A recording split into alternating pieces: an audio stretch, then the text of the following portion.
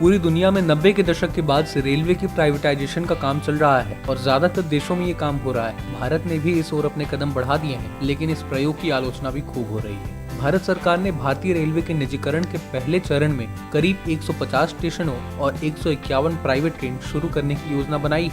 इसी के साथ बीते दिनों देश को भोपाल के रानी कमलापति स्टेशन के रूप में उसका पहला प्राइवेट रेलवे स्टेशन भी प्राप्त हो चुका है, जो कि तमाम अत्याधुनिक सुविधाओं से लैस है और बिल्कुल एयरपोर्ट जैसा दिखता है। देश में फिलहाल एक प्राइवेट ट्रेन रन की जा रही है जिसका नाम तेजस है, जो दिल्ली लखनऊ मार्ग पर चलती है, लेकिन तेजस का संचालन भारतीय रेलवे की सहायक कंपनी IRCTC द्वारा किया जाता है। IRCTC तेजस के अलावा वंदे भारत और गतिमान एक्सप्रेस जैसी ट्रेनों का संचालन भी करती है। आज के इस वीडियो में हम आपको ये भी बताएंगे कि भारत सरकार रेलवे का निजीकरण क्यों कर रही है और इससे देश को कितना फायदा होगा। लेकिन उससे पहले सरकार की एक नई योजना के बारे में जान लेते हैं। पर्यटन को बढ़ावा देने के उद्देश्य से भारतीय रेलवे ने हाल ही में भारत गौरव ट्रेनों को चलाने का ऐलान किया है। ये ट्रेन देश के अलग अलग टूरिस्ट स्पॉट पर चलाई जाएंगी, लेकिन सबसे खास बात यह है कि इन ट्रेनों को ऑपरेट करने का जिम्मा निजी हाथों को सौंपा जाएगा और ट्रेनों का किराया, सुविधाएं, स्टॉपेज और कई सारी चीजें ऑपरेटर ही तय करेंगे।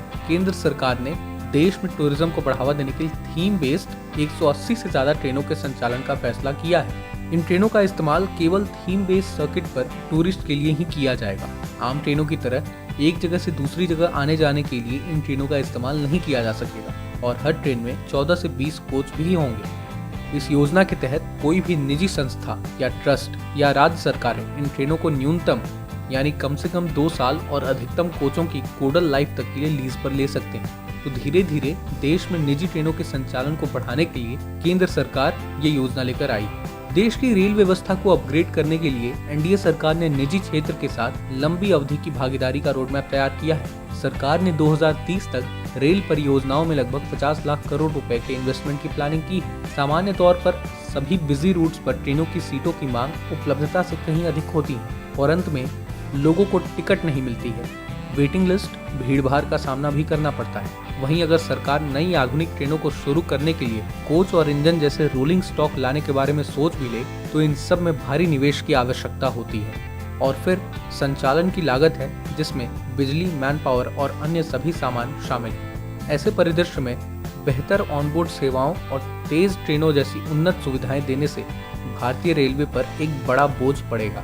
ऐसे में अपने घाटे को कम करने के लिए और यात्रियों को परेशानियों से निजात दिलाने के लिए सरकार ने फैसला किया कि भविष्य में शुरू की जाने वाली कुछ ट्रेनों को निजी कंपनियों द्वारा ऑपरेट किया जाए, जिसके तहत सरकार ने 35 वर्षों के लिए 151 निजी ट्रेनें चलाने के लिए पूरे भारत में 109 व्यस्त मार्गों की पहचान की। इन रूट्स में पटना, सिकंदराबाद, बेंगलुरु, जयपुर, प्रयागराज, हावड़ा, चेन्नई, चंडीगढ़, दिल्ली और मुंबई जैसे प्रमुख शहरों को शामिल किया गया।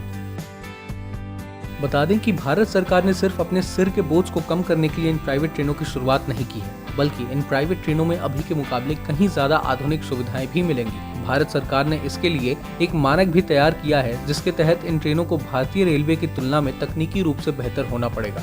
उन्हें अधिकतम 160 किलोमीटर प्रति घंटे की रफ्तार से भी दौड़ना पड़ेगा। वे या तो ट्रेन सेट वंदे भारत की तरह हो सकते हैं या लोकोमोटिव द्वारा ढोए जा सकते हैं। उन्हें भारतीय नेटवर्क पर सभी सुरक्षा शर्तों को पूरा करना होगा। प्रत्येक ट्रेन में न्यूनतम 16 कोच होंगे और किसी भी रूट पर अधिकतम ट्रेनों की अनुमति होगी। हालांकि ऑनबोर्ड सेवाओं और टिकटों के संबंध में निजी ऑपरेटर के पास पूरी छूट रहेगी। निजी ऑपरेटर्स अपनी सेवाओं की कीमत भी तय कर सकेंगे। हालांकि इंडियन रेलवे के इस बिजनेस मॉडल में प्राइवेट ऑपरेटर को रेलवे के साथ रेवेन्यू शेयर करना होगा।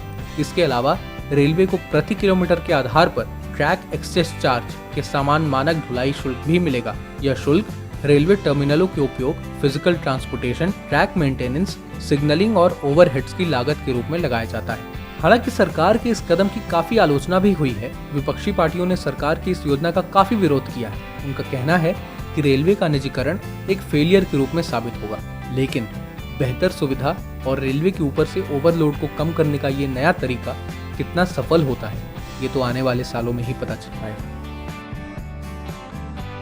ऐसी ही और वीडियोस को देखने के लिए विजन को सब्सक्राइब करें।